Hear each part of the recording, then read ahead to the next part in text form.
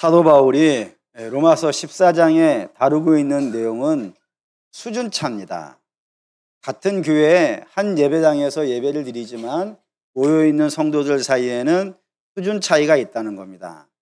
예를 들어서 신앙의 경륜이라 그러는데 교회를 오래 다녔느냐, 얼마 다니지 않았느냐, 또 오래 다녔다 하더라도 예수에 대한 경험이 있느냐, 없느냐, 또는 영적인 지식을 소유했느냐, 소유하지 않았느냐, 이런 것들에 의해서 성도들 사이에는 신앙의 수준차들이 있다 이겁니다. 그 수준차를 만났을 때 어떻게 해야 될 것인가. 사도 바울이 이걸 다루고 있거든요. 그래서 사도 바울은 이런 얘기를 했어요. 안식일을 지켜야 될 것이냐, 주일을 지켜야 될 것이냐. 뭘로 해야 되겠어요? 주일로 해야죠. 그런데 조상 대대로 안식일을 지켜왔던 그 유대인들이 하루아침에 이거를 바꾸는 것이 어찌 쉽겠는가. 그러니 각자 자기가 정한 대로 일단은 하도록 하라라고 하는 것으로 이야기를 진행을 했고, 또 이런 얘기도 했어요. 고기를 먹을 것이냐 안 먹을 것이냐. 뭐가 답이겠어요? 뭐 먹고 싶으면 먹고, 먹기 싫으면 난 남의 살 못 먹겠어, 이런 분도 있지 않겠어요. 안 먹는 거지 뭐. 그러면. 그런데 이런 것들에 대한 영적인 지식이 없어서 모든 고기들은 우상의 제물로 갔다 온 것들인데 우상의 앞에 바쳤던 거 먹으면은 그 우상을 인정하는 것 아니냐. 그러니 못 먹겠다라고 하는 그런 분들이 있다 이거예요. 그러니 그런 사람들을 위하여서 우리가 굳이 안 먹어도 되는 걸 먹어야 될 필요가 뭐가 있겠는가. 그러니 그때는 절제하도록 하라. 뭐 이런 식으로 이야기를 하고 있다 이거예요. 오늘 우리의 입장으로 얘기해 볼까요? 그러면은 예배 시간에 자는 게 맞겠어요? 조는 게 맞겠어요? 그렇지, 앉아야지. 당연히 앉아야죠. 뭐 마땅하지만 이렇게 잠이라는 게 참 신기하잖아요. 내가 안 자려고 해도 눈꺼풀이 내려와 가지고 그 세상에서 제일 무거운 게 눈꺼풀이라면서요. 그러니 막 쓰러져 가고 있는데 뭐 어떻게 하겠어요. 그러니 뭐 앉아야 되는 게 마땅하지만 그렇다고 해가지고 눈 찔릴 건 뭐 있느냐 이거예요. 그러니 우리에게는 이런 이유 저런 이유 각양각색의 이유로 인하여서 신앙의 수준차가 있다 이겁니다. 그런 걸 만났을 때 사도 바울은 너희는 이렇게 하라 라는 것을 정리해 놓은 것이 14장인데, 그러면 어떻게 해야 되는가를 답을 주기 위해서 사도 바울은 어디에서 이 답을 끌고 오냐면 복음에서 끌고 와요. 십자가에서 끌고 오고요. 예수에게서 끌고 와요. 그러니까 사도 바울은 무슨 이야기를 해도 어떠한 문제를 만나고 어떠한 상황이 된다 하더라도 그 답을 다 어디서 갖고 온다고요? 복음에서 갖고. 농담 삼아 이런 얘기 하는 분들이 있어요. 1 더하기 1을 사도 바울에게 물어보면 예수라고 할 거라고. 그 정도로 인생의 모든 문제를 다 예수에서 찾는, 그 예수만 제대로 되어져 있으면 모든 문제는 다 해결되어진다. 이런 신조와 믿음을 가지고 있는 사람이 사도 바울입니다. 그러면 이 성도 간의 수준차가 인하여서 갈등이 일어나고 분열이 일어나고 뭐 이런 일이 일어날 수 있는 교회 내에서 우리가 이 갈등의 문제를 어떻게 해결해야 될 것인가를 사도 바울은 10절로 설명합니다. 10절 보시죠. 읽겠습니다.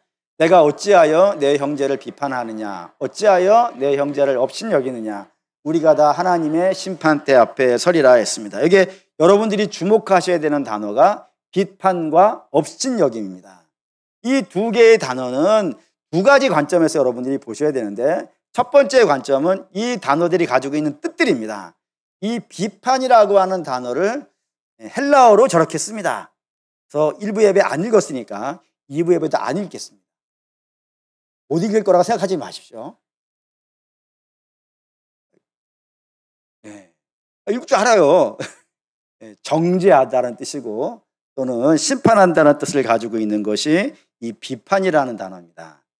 그리고 또 하나는 업심여김인데, 업심여김이라는 단어는 이렇게 쓰고요. 이 단어의 뜻은 상대방을 멸시하고 조롱하고 천대하는 그런 단어의 뜻을 가지고 있어요. 그러니까 이 뜻을 여러분이 먼저 아셔야 돼. 근데 두 번째 더 중요한 게 있어요. 이게 문법이 그래요. 그러니까 이게 외국어가 문법 굉장히 중요해요. 이 문법 어떻게 되어져 있냐면 뭐 4가지 문법으로 되어 있는데 우리는 2가지만 기억하면 돼요. 하나는 이게 현재형으로 되어 있어요. 현재형이라는 건 무슨 의미겠어요? 그러니까 업신여기고 정죄하고 조롱하고 이런 것들을 언제 한다고요? 지금 하는 거예요. 근데 능동태라고 되어 있어요. 능동태라는 것은 지금을 하는데 내가 어쩔 수 없이 하는 것이 아니라 의도적으로 하는 거예요. 일관되게 하는 거예요. 그러니까 지금 그런 게 지금 누군가를 비판하고 조롱하는 일들을 의도적으로 계획적으로 계속 하는 거예요. 그러면 지금이니까 지금이라니까요. 이제 느낌이 오시죠? 지금이에요. 그러니까 내가 아침에 만났어. 그럼 지금은 언제겠어요? 아침에 하는 거예요. 점심에 만났어요. 지금이라니까요. 그럼 또 언제 하는 거예요? 점심에도 하는 거예요. 저녁에 만났어요. 그럼 저녁에도 지금이잖아요. 지금 내가 만났으니까 저녁에 만났다 했잖아요. 새벽에 만났어요. 그러니까 계속 하는 거예요, 지금. 현재형과 능동태가 붙어 있으면 계속이에요, 계속. 만날 때마다 누군가의 연약함을 보고 계속해서 비판하고 조롱하는 그런 일을 하고 있다 이겁니다. 그것에 대해서 사도 바울이 하지 마라. 왜 하지 말라고 했을까요? 11절입니다. 11절 보시죠. 읽겠습니다. 기록되었으되 주께서 이르시되 내가 살았노니 모든 무릎이 내게 꿇을 것이요 모든 혀가 하나님께 자백하리라 하였느니라 했습니다. 여기에 내가 살았다고 했어요. 여기에서 내가는 누구겠습니까?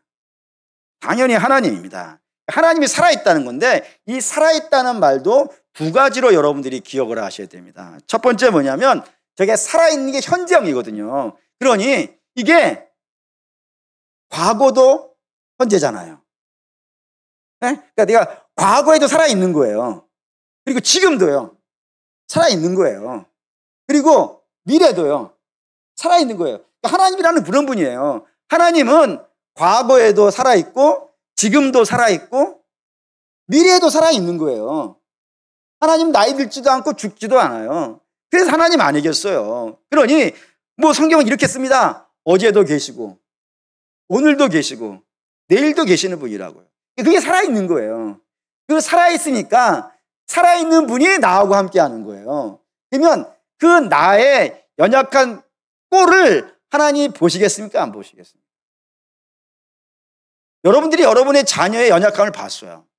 그럼 어떻게 하시겠어요? 우리가 자녀를 못 고치는 이유가 뭐죠? 우리가 먼저 죽기 때문입니다. 끝까지 지는 끝을 못 보는 거예요, 우리는. 그래서 자식 이기는 부모가 없다고 하는 이유는 부모가 영원히 살아있다면 끝을 보겠지.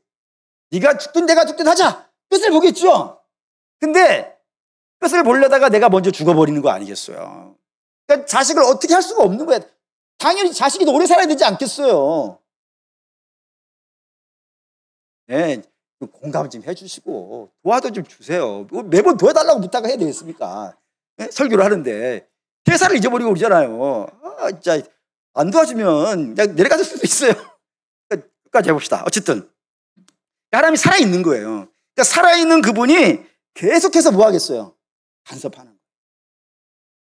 죄인하고 함께 거하시지 못하는 분이니까 계속 간섭하는 거예요. 계속 간섭해가지고 결국에는 어떻게 하는 거예요? 모든 무릎을 내 무릎 앞에 꿇게 하겠다. 무슨 일이 있어도 어떠한 상황이 온다 하더라도 내가 살아있으니까 우리식으로 말하면 내 눈에 흙이 들어가지 않는 이상 죽는 건 아니겠어요. 내가 살아있는 이상은 반드시 저 백성을 내 무릎 앞에 꿇어놓을 거야 라는 것이 하나님이라고 사도 바울이 설명해 놓고 이 본문을 이해하라는 겁니다. 그런 관점에서 우리가 이 본문을 중심으로 이게 무슨 이야기를 하려고 하는 것인지 좀 이야기를 해봅시다. 하나님 이야기예요. 성경은 다 하나님 이야기예요. 하나님이 일을 하시는데 그 일하시는 방식이 네 가지 단계를 거치면서 일을 하십니다. 그 첫 번째가 창조이고요. 두 번째가 섭리이고 세 번째가 역사이고 네 번째가 완성이에요. 이거 하나씩 보셔야 돼요. 우선 창조라고 하는 것은 이 세상의 모든 것들은 다 누가 지었다고요? 하나님입니다. 여러분 이걸 조심하셔야 돼요. 뭘 조심하셔야 되냐면 있는 것을 가지고 새로운 것을 만들어내는 것은 창조라고 하지 않습니다. 그건 만드는 거예요. 창조라고 하는 것은 없는 거에서요. 새로운 것을, 이전에 없던 거예요. 없던 것, 아무것도 없던 것에서 새로운 것을 만들어내는 것을 창조라 그래요. 그래서 이거는 라틴어로, 원래는 신학생들은, 제가 신학교 입학했을 때 교수님 방에 들어갔더니 이게 정면에 써 있더라고요. 라틴어예요. 이건 제가 읽어드릴게요. 아까 것 읽지도 알아요. 하지만 이건 읽어드릴게요. 크레아티오 엑스 니히로가 불리는 아주 유명한 신학 용어예요. 하나님이라는 건 어떤 분이냐? 니히로, 아무것도 없는 곳에서 모든 것들을 창조해 내시는 그런 분이라는 의미에서 이 단어를 씁니다. 그렇기 때문에 이 세상의 모든 것은 다 하나님이 지으신 것이니까 주인이 있다는 거예요. 주인이, 그 주인이 누구라고요? 하나님이 주인인. 그게 창조입니다. 두 번째는 섭리인데, 이 섭리라는 단어는 여러분들이 계획이라고 이해하시면 됩니다. 하나님께서 계획을 가지고 있다고요. 오늘 관점은 우리라고 하는, 교회라고 하는 관점에서 볼게요. 하나님께서 우리에 대한 계획을 갖고 있다고요. 그 계획을 언제 갖고 있다고요? 언제 세우셨다고요? 성경에 이렇게 씁니다. 창세, 에베소 1장 4절에서 5절 읽겠습니다. 그 창세전에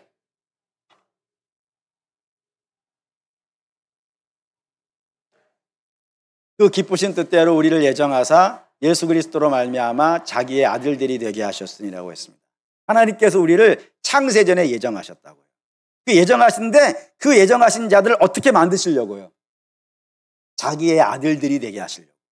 당신의 자녀를 만드시기 위하여서 예정하셨다. 계획하셨다는 겁니다. 이게 섭리예요. 그리고 계획을 했으니까 이제 뭐 하겠어요? 그 계획을 이루어야 되지 않겠어요? 그걸 역사라 그러는데, 이 역사라고 하는 것은, 하나님의 역사는 두 가지 과정에서 진행이 되어져요. 첫 번째 과정은 무엇이냐면은, 하나님이 당신의 자녀를 만드시기 위해서 예정하셨는데, 그 예정한 자가 원래 모습이 어떤 모습이에요? 죄인된 자예요. 죄인된 자가 완전한 자의 자식이 될 수는요, 없는 것 아니겠어요? 그러니 죄인을 당신의 자녀로 만드시기 위해서, 죄인이라 그러니까 또 오해하실 수 있으니까 얘기합시다. 죄인은 범법자가 아니고 하나님과 단절되어져 있는 자이고, 하나님과 단절되어져 있으니까 결과로 하나님을 모르고, 하나님을 모르니까 하나님과 관계없는 삶을 살아가는 몽땅 다 뭐라 그런다고요? 죄인이라 그런다고요. 그런 죄인이니까 그런 자를 하나님의 자녀로 삼을 수는 없는 것 아니겠어요? 그러니 하나님 먼저 하셔야 되는 일은 죄인인 자를 어떻게 해야 되는 거예요? 구원해내야 돼. 저가 노력을 해가지고 구원에 이르는 것이 아니라, 저는 제 의에 대해서 죽어있는 자이기 때문에 아무것도 할 수가 없어요. 아무것도 할 수 없는 자를 구원해내야 되니까 전적으로 누가 하는 거예요? 하나님 홀로 하시는 거예요. 홀로 의롭지 않은 자를 의롭게 만들어내는 것을 칭의라 그래요. 어렵지만 여러분 이해해 두세요. 내가 노력해서 의에 이르는 것은 칭이라고 하지 않아요. 그걸 잊지도 않고, 아무것도 할 수 없는 하나님에 대해서 아주 무지한 자를 하나님께서 택하셔서 구원해내는 것, 저거를 칭의라 그런다고. 이걸 이렇게 하신다고. 에베소 1장 7절 읽겠습니다. 우리는 그리스도 안에서 그의 은혜의 풍성함을 따라 그의 피로 말미암아 속량 곧 죄사함을 받았니. 이게 칭의라고요. 내가 노력한 게 아니라 하나님께서 때가 됐을 때 당신의 아들을 보내셔서 우리의 모든 죄를 누구 보고 책임지라고? 아들에게 책임지라 그러고, 그 아들은 그 죄를 책임져서 하나님의 심판을 받고 죽어버렸단 말이에요. 그래서 우리의 죄가 아들이 대신 다 갚아버렸으니까 우리의 죄가 없어졌고, 하나님이 인정해주지 않는다고요, 이제 그 죄를. 그래서 이제 뭐가 됐다고요? 자녀가 됐다 이겁니다. 이거를 칭의라 그리고, 이게 역사의 첫 번째 단계예요.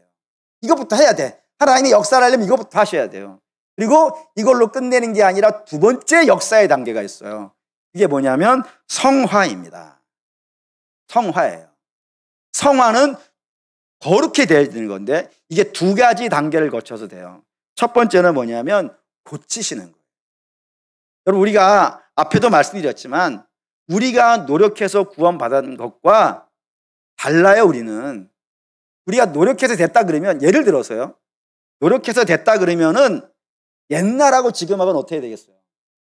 다르겠지. 생각했어요. 구원받기 전하고 우리하고는 달라야겠죠. 그런데 아시다시피 예수를 믿지만 어제 예수를 믿었어요. 그러면 어제하고 우리가 오늘 다르든가요? 안 달라요. 드라마틱하게 달라지지 않아요.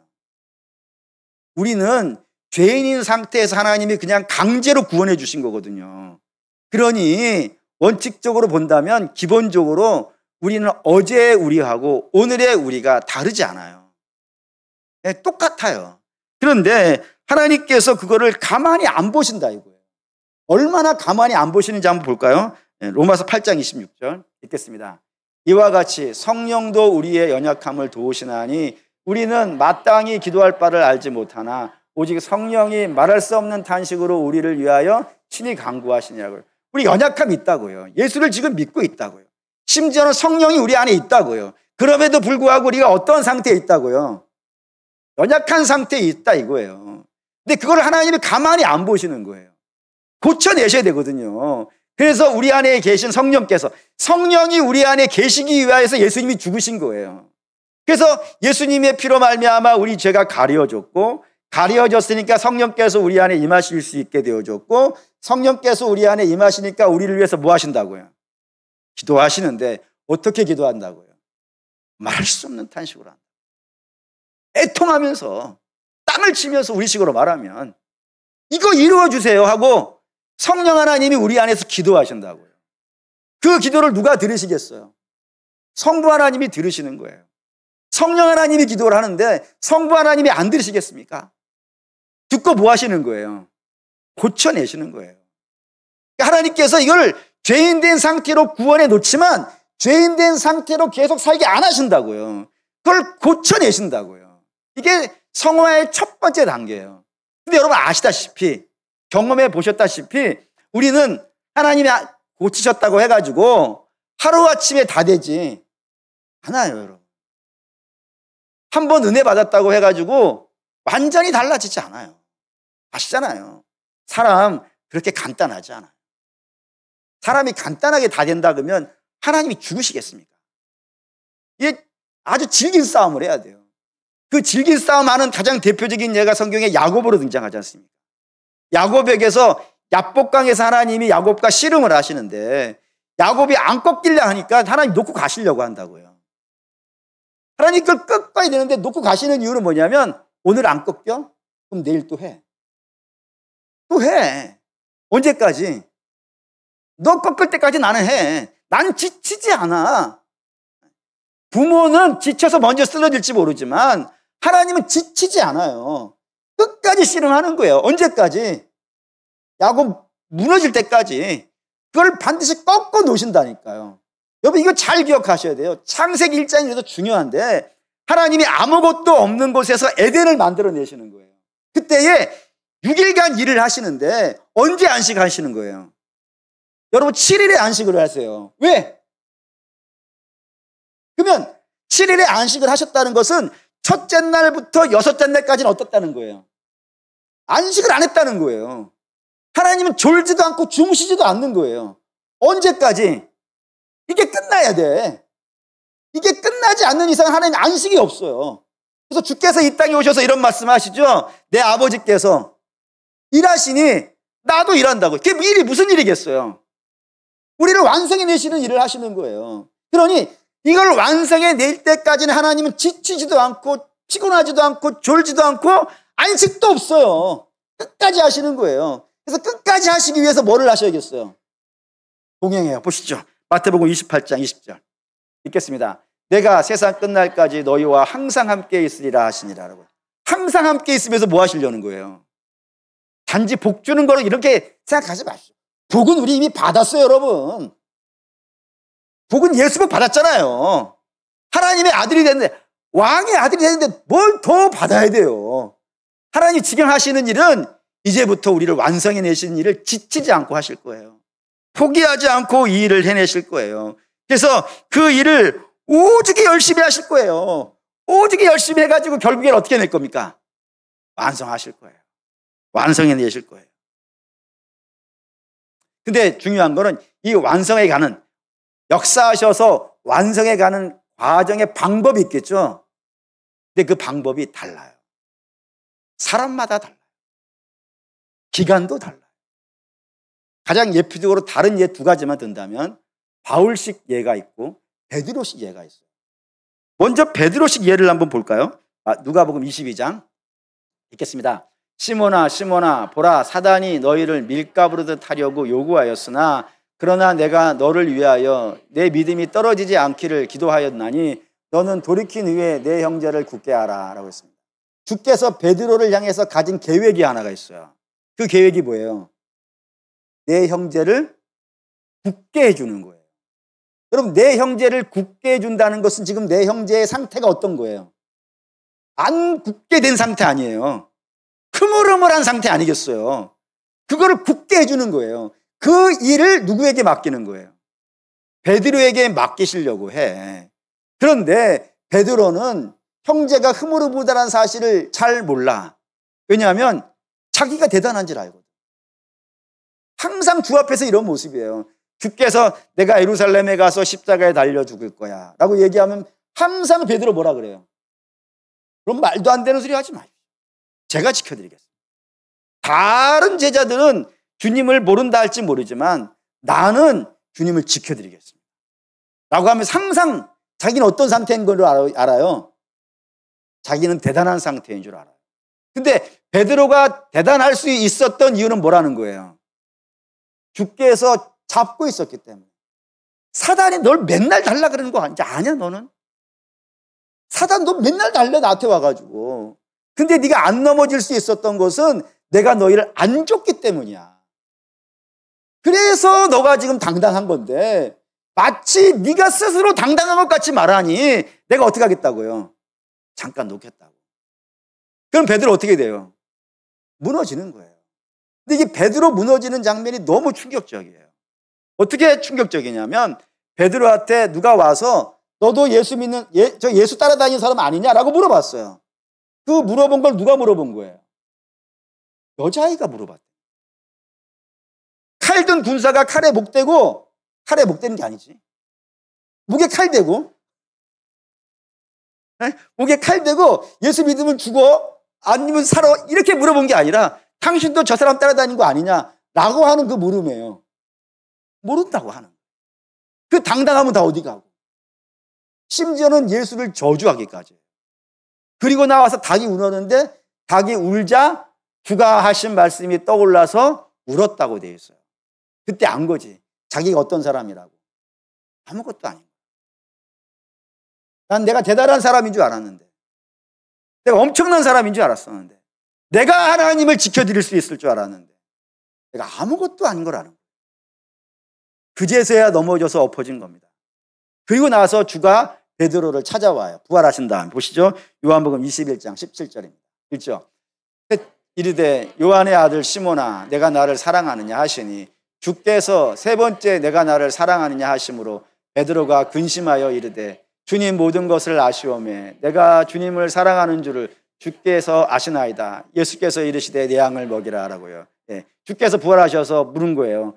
너 나 사랑하느냐. 옛날 베드로라면 어떻게 했겠어요? 저게 없는 단어가, 옛날 베드로라면 없어져야 되는 단어가 하나가 있어요. 뭐죠? 근심이에요. 옛날에는 한 번도 근심해 본 적이 없어요. 왜? 자기가 대단한 줄 알았고. 근데 이제 알았어요. 자기는 말한 걸 지킬 수 없는 사람이다. 난 아무것도 아니라는 거예요. 주가 잡아주셔야 할 수 있다는 걸 알았어요. 근심해요. 내가 할 수 있나? 나라는 사람을 내가 믿을 수 있나? 그래서 그가 한 말은 주님께서 하십니다. 라고 이야기를 한 거예요. 그러자 주께서 이제 내가 내 양을 치라. 목양을 하라. 이제 네가 내 형제를 세워줄 수 있겠구나. 왜? 저 형제가 연약한 것도 저 형제가 강한 것도 자기의 능력이 아니라는 거예요. 주가 저를 붙잡아 주셔야 된다는 걸 알았다. 내가 저에게 주를 전해야 되고 기도해 줘야 되고 붙잡아 줘야 되는 걸 그제서야 알 수 있게 되어졌으니까 이제 너는 내 양을 치라라고 한다 이겁니다. 바울식 복과 그러니까 베드로는 실패를 통하여서 완성이 돼가는 거예요. 반면에 바울은 디모데전서 보시죠. 읽습니다. 이쁘다.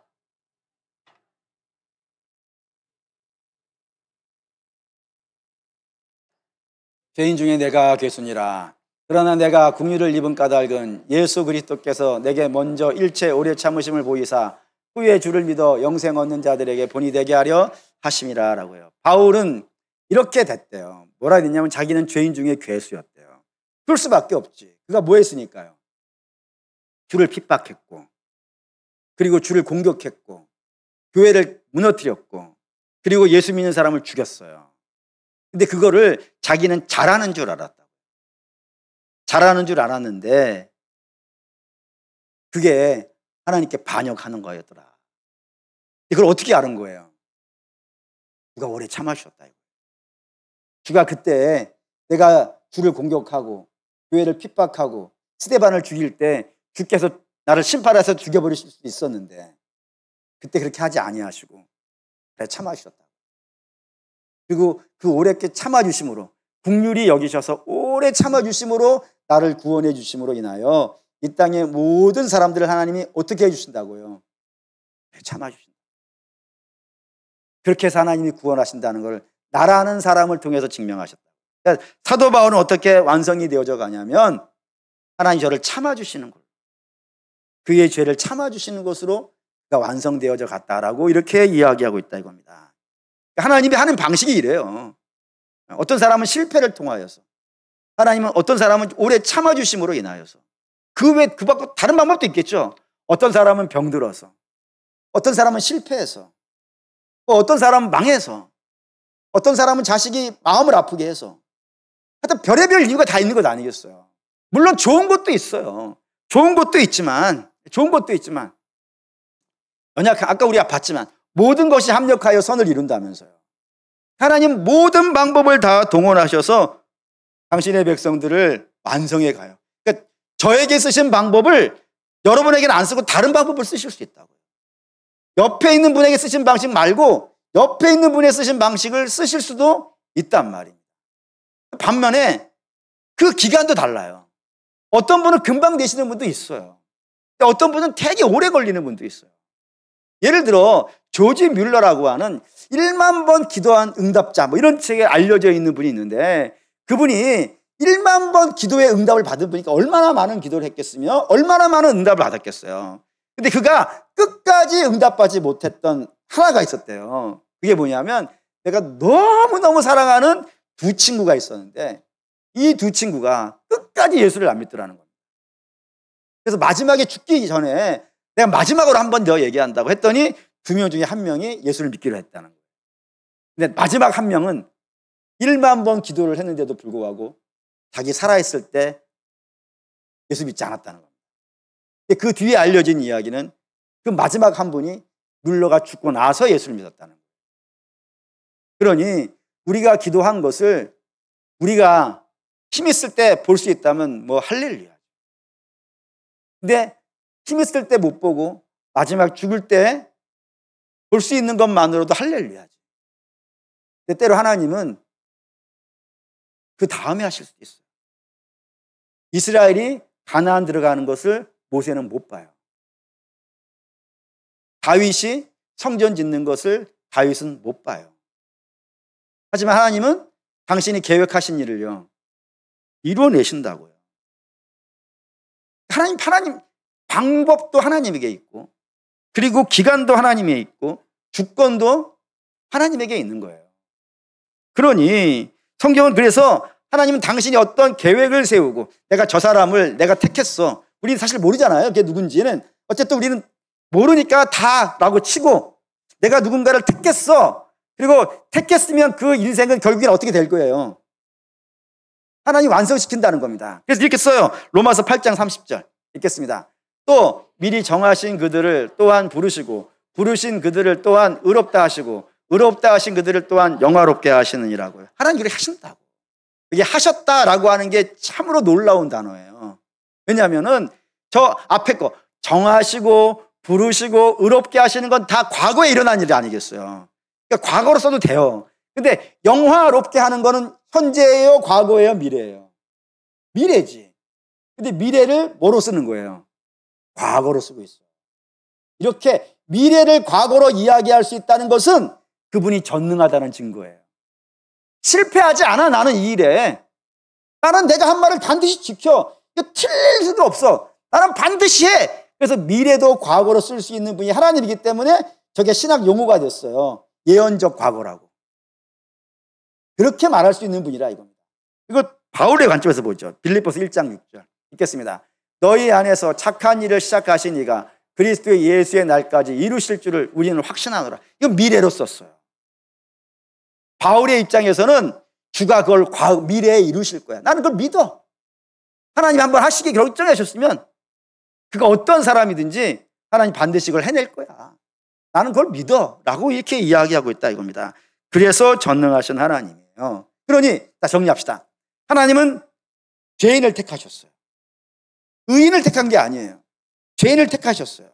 그리고 아들의 피로 구원하셨어요. 그 구원한 자와 함께 동행하세요. 그걸 고치시고 있어요. 계속 고치실 거예요. 그래서 결국에는 완성시키실 거예요. 이 일을 누가 하고 있다고요? 하나님이 하시는데, 근데 왜 너가 불편하냐? 네가 왜 정죄하냐? 이렇게 된단 말이에요. 하나님이 하시고 있는데, 하나님이 지금 해가고 있는 중인데, 그 해가고 있는 중간쯤에, 예를 들어 베드로가 낙심해가지고 3번 부인했어요. 그때 누군가가 야, 네가 무슨 사도야? 이렇게 했다면은 베드로가 될 수 있었겠습니까?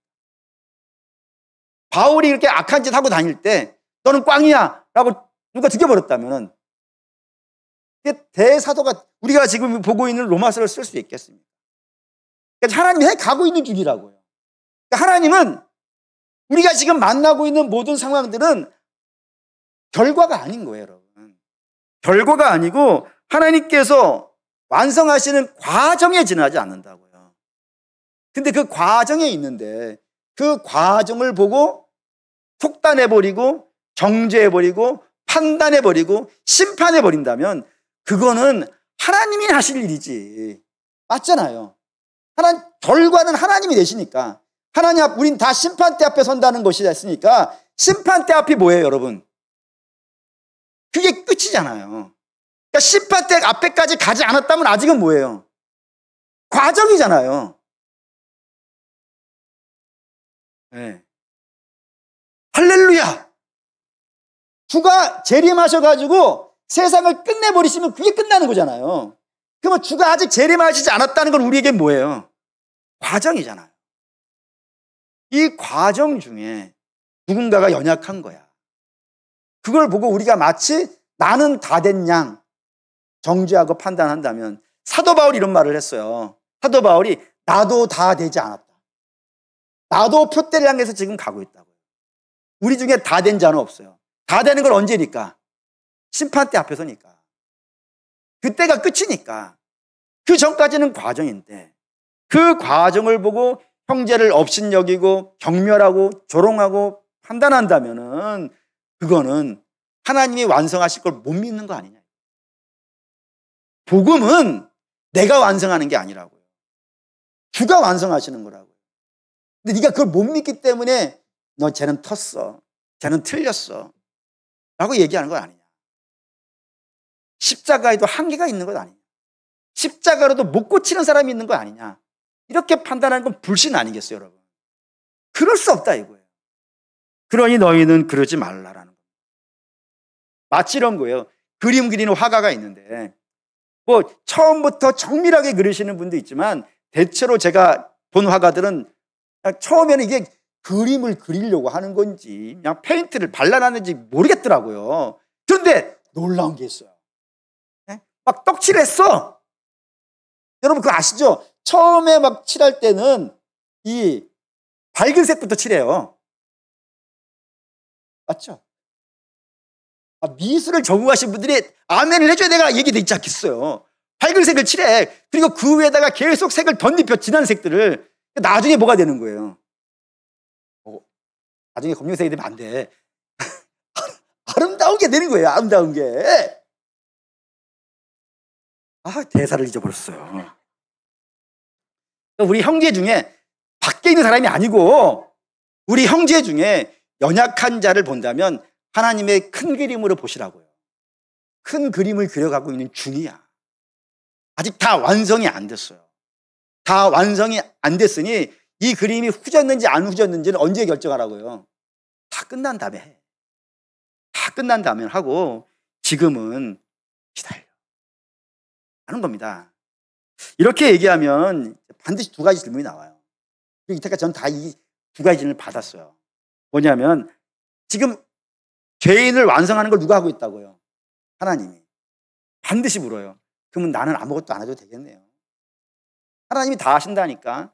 나는 그냥 룰루랄라 놀고 있으면 내 마음대로 살고 있으면 하나님 어느 날 다 돼 있겠네요 라고 생각하시는 분들이 간혹 있어요. 절대로 그럴 수 없어요. 보시죠. 로마서 8장 28절 읽겠습니다. 우리와 알거니와 하나님을 사랑하는 자 곧 그의 뜻대로 부르심을 입은 자들에게는 모든 것이 합력하여 선을 이루리라. 우리가 알거니와 하나님을 사랑하는 자 곧 그의 뜻대로 부르심을 입은 자가 누구예요? 성도예요. 그 성도는 처음의 모습이 어떻다고요? 죄인이라고요. 근데 그 죄인이 죄인으로 있지 않고 결국은 뭐가 될 거라고요? 선이 될 거라고요. 여기까지 암이 되시죠? 근데 모든 것이 합력하여 저 모든 것이 있어요. 그럼 모든 것에 대해 뭐가 있을까요? 물론 좋은 게 있어요.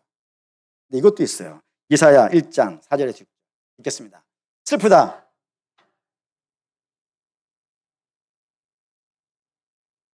그들이 여호와를 버리며 이스라엘의 거룩하신 이를 만홀히 여겨 멀리하고 물러갔도다.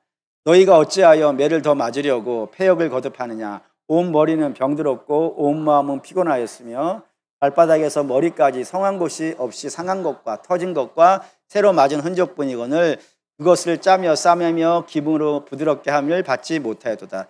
남은 우리를 정죄하지 않아요. 근데 우리를 책망하시는 분이 있다 이겁니다. 누구라고요? 하나님이 하신다. 그러니까 난 내 마음대로 살아도 되겠지? 하나님께서 하시겠지? 예, 하나님이 하신다 이거예요. 그때 뭐를 동원해서 하신다고요? 혼낸다 이거예요. 혼낸다고. 발음이 멋있지 않습니까? 혼낸다고. 그런 이런 혼냄을 굳이 여러분 당하실 필요가 있겠어요? 그리고 굳이 그래 혼나지 말고 어떻게 해야 되겠어요? 성경을 읽고 하는 거예요. 설교를 듣고 이걸로 읽읍시다. 14장 12절 읽겠습니다. 이러므로 우리 각 사람이 자기 일에 하나님께 직고하리라. 여기 직고하라는 말이 중요한데 여러 가지 의미를 갖고 있는데 그 중에 하나가 뭐냐면 각 사람이 하나님께 회개하라고. 설교 듣고 성경 읽고 아니 이스라엘처럼 이렇게 머리끝에서 발끝까지 맞은 다음에 그렇게 바뀔 거 뭐가 있겠냐고. 하나님 가만히 안 둔다고. 그러니 혼나지 말고 하나님께서 말씀하실 때 회개하고 은혜를 구하라고. 믿음으로 자라라고. 그게 마땅하다고. 신앙의 슬럼프도 마찬가지예요, 여러분. 신앙이라는 것은 항상 좋아져야 돼요. 우리는 하늘로 올라가는 사람들 아니겠어요? 죄인에서 의인으로 가고 있는 중 아니겠어요? 그럼 신앙이 좋아져야 되잖아요. 근데 신앙이라는 게 항상 뭐 좋아지다가 슬럼프라는 게 올 때가 있다니까요. 근데 그 슬럼프가 왔을 때 슬럼프를 방치하시면 안 돼요, 여러분. 방치하지 마시고 그 슬럼프라는 게 내가 신앙에 슬럼프가 왔어. 그러면은 옆에 기도 부탁 좀 하시고 더 예배 열심히 나오고 은혜 더 구하시고 더 많이 회개하시고 그러면서 슬럼프에서 벗어나야 돼요. 운동선수들 이렇게 얘기해요. 운동선수들한테 훌륭한 운동선수도 슬럼프는 온대요. 근데 훌륭한 운동선수에게는 슬럼프에서 빨리 벗어난대. 빨리 벗어난다고. 그러니까 여러분도 혹시 신앙에 슬럼프가 오신 분들은 빨리 벗어날 수 있도록 옆에 믿음 좋은 부신 분들한테 기도 부탁도 하시고 도와달라고 하시고 더 열심히 예배 드리시고 하나님의 은혜를 구하시고 회개의 거리를 찾아서 회개하시고 그렇게 해서 벗어나야 돼요. 그런 일을 해야 된다 이거예요. 가만히 계시지 마시고. 두 번째, 가만히 있으면 안 되는 거예요. 두 번째, 하나님이 다 하신다 그러니까 이런 분들이 있었어요. 그러면 하나님이 저 사람에게 다 하실 테니까 나는 신경 끄고 이렇게 얘기하더라고요. 죄송합니다. 이렇게 저는 들었어요. 하나님이 저 사람을 다 완성해 내실 거니까 나는 떡이나 먹고 이 말은 도저히 못하겠네. 떡이나 먹고 구경이나 하면 되겠네 라고 하시는 분들이 있어요. 그러니까 누군가가 연약한데 나는 저 연약한 자를 방치해 놔도 되겠다고. 왜? 하나님이 하실 거니까. 이렇게 계산하신 분이 있었어요. 그것도 있을 수가 없어요. 왜냐하면 에베소 4장 15절 16절 읽겠습니다. 오직 사랑 안에서 참된 것을 하여 범사의 기회까지 자랄지라. 그는 그리스도라. 그에게서 온몸이 각 마디를 통하여 도움을 받음으로 연결되고 결합되어 각 지체의 분량대로 역사하여 그 몸을 자라게 하며 사랑 안에서 스스로 세우느니라. 이 교회를 설명하는 것인데 교회를 주께서 이렇게 설명했어요. 머리는 예수이고 우리는 지체라고. 지체예요. 지체인데 지체는 각 지체들마다 자기 역할이 있어요. 근데 그 역할은 다 다른데 공통적인 게 하나가 있는 거예요. 그게 뭐겠어요? 모든 지체가 팔, 다리, 눈, 코, 몽땅 이 지체인데 이 지체에게는 공통적인 역할이 하나가 있다고요. 그게 뭐라고요? 몸을 지키는 거예요. 몸을 지키는 거예요. 그걸 본능적으로 하게 돼 있어요. 예를 들어 제가 여러분들을 예를 드는 거예요. 몽둥이를 들고 가서 이렇게 쳤어요. 그러면 여러분들의 몸은 어떻게 하겠습니까? 반응을 하겠죠. 제일 먼저 반응하는 게 누구겠어요? 눈이 반응해요. 눈이 딱 보고 몽둥이를 갖고 왔네? 긴장을 딱 시킨단 말이에요. 나가는 순간에 팔이 나가서 탁 막죠. 팔이 얼마나 팔은 희생 정신이에요. 지가 부러지겠다는 거지. 내가 부러져도 누구는 지키겠다. 몸은 지키겠다. 집에 가시면서 팔한테 상을 하나 주십시오. 학교를 가잖아요. 다리가 가줘요. 그 가르쳐 주기 위해서. 에? 그 냄새 나는 신발 속에 들어가가지고 얼마나 발이 고생해요. 발도 상을 하나 주세요. 에? 여러분 우리의 몸을 건강하게 하기 위해서 지가 먹고 싶지 않은데도 막 씹어야 되게 해둬요. 자기 몸을 보호하기 위해서 온몸이 반응한다고요. 그러면 우리가 교회라면서요. 우리가 교회라면서요. 주가 머리고 우리가 교회라면서요. 그러면 한 지체가 연약한 중에 있는데 그걸 어떻게 방치해요? 본능하고 안 맞는 거예요. 그러니 그 연약한 자 물론 하나님이 하실 거예요. 그에게 역사하실 거예요. 근데 그 역사를 하나님이 나와 함께 하고 싶어 하세요. 우리를 동역자 삼으셨어요. 그래서 어린 학생들에게 선생님이 필요해요. 주일학교 선생님 하시는 거예요. 그래서 내가 가서 가르쳐 줘야 돼요. 그리고 중보기도 하시는 거예요. 하나님이 너는 중보기도 해. 왜 저 사람은 중보기도 안 해? 그럴 게 아니고 주께서 내가 너에게 사명을 주는 거야. 넌 새벽에 가서 기도해. 라고 사명 받은 거예요. 그리고 네가 가서 주방에서 좀 일 좀 해. 사명 주시는 거예요. 교회를 보호하는 거예요. 네가 가서 신방 좀 해. 넌 딴 거 못하니까 연약한 성도 있으면 찾아가서 좀 신방 좀 해. 너는 사람 만나는 거 좋아하잖아. 대접하는 거 기뻐하잖아. 그래서 찾아가서 신방 해주고 격려 좀 해주고. 너는 노래를 참 잘하니까 낙심한 성도들 왔을 때 너의 아름다운 목소리로 참 한 곡 불러주면은 그 소리에 다윗의 찬양 소리에 사울의 마음이 진정되잖아요. 그런 일이 있어요. 몸을 보호하는 거예요, 그게. 그러니까 하나님이 저 영혼을 다루긴 하겠지만 주께서 우리를 불러서 같이 해서 교회는 어떻게 돼야 되냐면 함께 성장해 가게 돼 있단 말이에요. 함께 지어져 가게 되어 있다고. 그러니 방치하지 마십시오.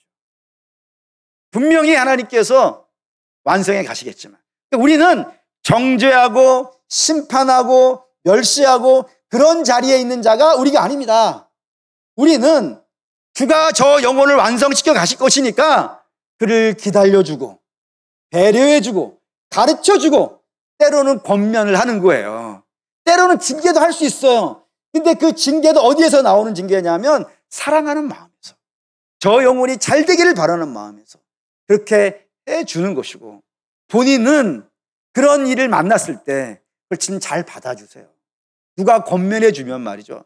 네가 뭐가 잘나서 이렇게 하지 마시고 누가 권면해주면 아 그런가 보다. 네, 잘 알아들었습니다. 갖고 와서 기도하시고. 그래서 우리에게는 이 모든 것들이 합력하여 선을 이루어야 되지 않겠어요. 그러니 사랑하는 믿음의 결론합시다.